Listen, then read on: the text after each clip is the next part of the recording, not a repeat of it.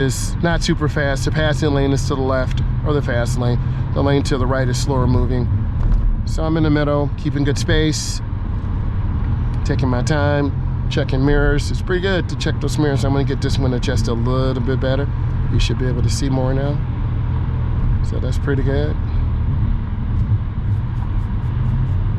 I'm gonna show you how I make another lane change. Mirror, turn signal, blind spot, accelerate through the lane change. There's another semi-truck, 4 blind spots, left side, right side, front and back. Don't hang around semi-trucks. Your windshield will get broken, a tire could explode. Now it is heavier traffic in the morning. I can drive in the left lane as long as traffic is moving. But for educational purpose, I'm gonna go ahead and make a lane change to the middle lane, mirror, turn signal, blind spot. Lane changes are very smooth. They're effortless. You don't want to jerk the wheel. And in theory, traffic should be over to the middle lane or the first lane to keep the passing lane open to the left. When you're driving, you want to be predictable. It takes up to 10 years to learn how to drive. I know you're saying, man, I've only been driving 1 or 2 years. I know. There's so many things you have to learn and do, and it can be very overwhelming. That's why I encourage you to look at my content, look at my series, because I break down every element. See them coming over, that's okay. It kind of caught me off guard, but that's why you don't want to be in the right lane, because you got this slow moving traffic. And you're gonna see this blue car, they're gonna have to go faster because they're in the left lane.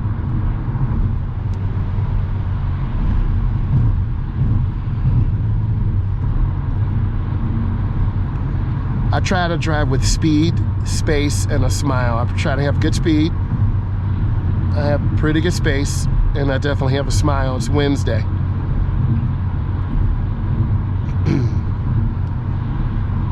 Everything's pretty smooth.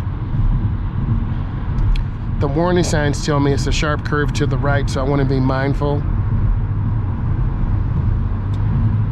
I'm going to make a lane change to the left, mirror, turn signal, blind spot, and I'm going to show you how much more of the speed difference it is. You can see me passing these vehicles, and once I pass this semi truck, I'm going to get back over to the middle lane. I can drive in this lane, but you're going to have cars riding you really hard, making you go faster than you want. So when I see the semi truck in my mirror, I'm going to get back over, mirror, turn signal, blind spot, and now I'm back in the middle. You also want to look ahead for brake lights. Like this vehicle behind me, they're just coming really fast through, so you got to be mindful of that. The #1 reason why people speed is because they're late. I'm lifting my foot a little bit, things are nice and smooth. The vehicle has to cut over because they're in a hurry. You can literally see it, but they're the most dangerous. And you see all those brake lights. So I'm off my gas. This really chilled, keeping good space, because if I panic stop, I'm gonna get rear-ended, and that's a crash.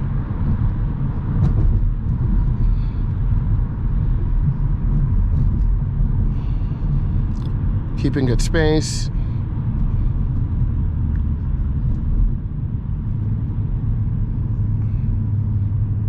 Certain points on the expressway, it's very slow traffic. This is one of these points. You can see all the traffic just going to almost a crawl.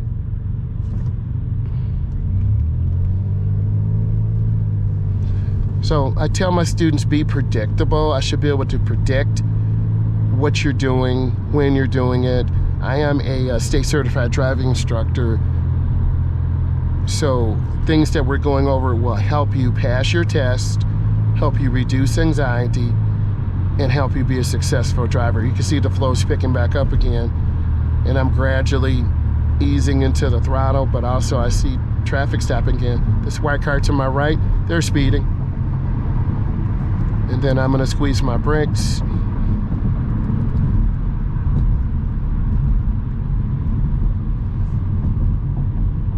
It's really easy to get frustrated. It's almost like a trap. because you can't just make people go faster or slower. Whatever the flow of the traffic is what it is. So you might as well pack your patience. And I know it's hard to be patient. You want to get there to work, to school, to your friends, hang out, and you can see it's slow again. But now the flow is starting to pick up.